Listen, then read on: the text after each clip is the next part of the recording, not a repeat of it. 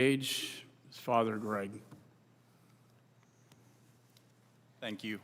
I'd like to start by thanking this committee for allowing us to be here today to speak, and for the families of these 13 heroes that we have pictures up behind us, for everybody that's here, for all of our service members, all of our veterans, all of our wounded, all of our Gold Star families. Thank you all.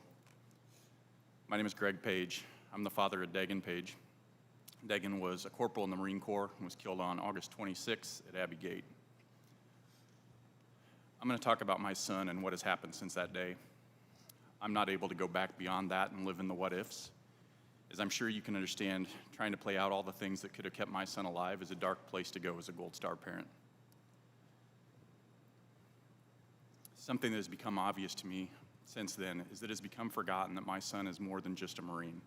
He was a son, a brother, a boyfriend, a grandson, a cousin, an uncle. He was everyone's best friend. He was not just a number. So I thought it'd be appropriate to start by telling you about my son before his service.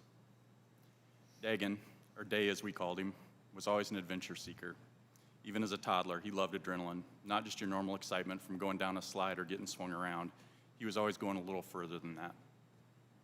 He was always going full speed. This caused a lot of laughter in him and a lot of panic in us. As he got older, he kept his love of adrenaline and adventure. He began playing hockey and skateboarding when he was very young, and he dressed the part. Long hair, skater clothes, and always going 100 miles an hour. He didn't quit. He had no fear and was all about adventure, experience, and pushing himself. We now have a term for this. We call it living the day way. He proceeded to carry that attitude the rest of his life. He lived without fear. He didn't worry what people thought of him, and he was true to himself. In high school, he played defense for the West Side hockey team. They won the state championship his senior year.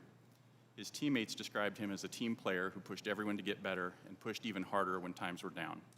We heard the same thing many times throughout his life and through his military career, whether as boot camp instructors or his seniors in his battalion. As we have realized now, Daegan always found adventure that included brotherhood, to be a part of something bigger than himself, whether the Marines, hockey, Boy Scouts, or his circle of friends. I say all of this because he wasn't just the Marine that's on the news. He was our son. We ate turkey at Thanksgiving and watched football. We'd go out to dinner and go bowling. He liked to put ranch on everything. He liked to go hunting, sailing, and wakeboarding. He loved to hang out with his friends. He loved to golf. He would keep track of the speed on his skateboard by the radar that was by our house. We watched him play hockey and do things that most kids do as they grow up. He was my son. Needless to say, the knock on our door on August 26th turned our world upside down. To this day, I can't describe the emotion that I felt when I saw two Marines at our door in the shadows. You know why they're there when you see that. It's an emotion I hope to never experience again. We were thrown into a world that we never imagined, and I can't even begin to explain. After going through that and knowing that those killed and wounded were nothing short of heroes that day, imagine how all of those families feel when we see an administration, military leadership, and politicians' first response be, how can we spin this? How can we limit our damage? Or flat out ignore the events and the requests that come their way.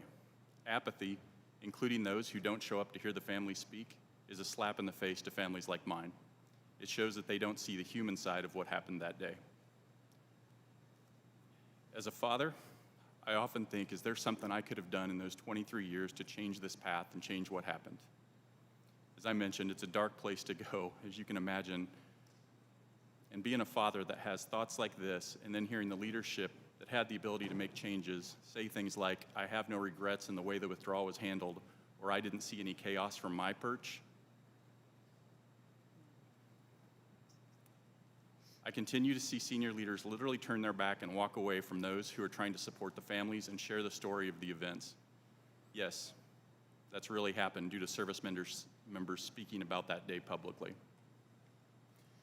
We've been lied to about what happened that day, as well as to what happened to our children. We have been lied to about our relationship with the Taliban, who, by the way, have done more to take out the leaders of this attack than our own leadership has. we have been hidden away to sweep this entire situation under the rug. Today, I ask this committee to remember this is not just a group of service members that were killed or wounded. They are loved family members and friends who deserve more. Get the truth, hold people accountable, and show respect to the affected families. There are a lot of physically and mentally wounded from that day that we owe it to make it sure that the truth is heard and acknowledged. Our family has started the Corporal Daegan Page Foundation to support our veterans community and turn a tragedy into good. But all of that starts with our country's leadership doing the same and recognizing that these are not just numbers, but loved ones. Thank you for your time. I ask for you all to find new ways to grow, make yourself a little uncomfortable in this process, and live the day way.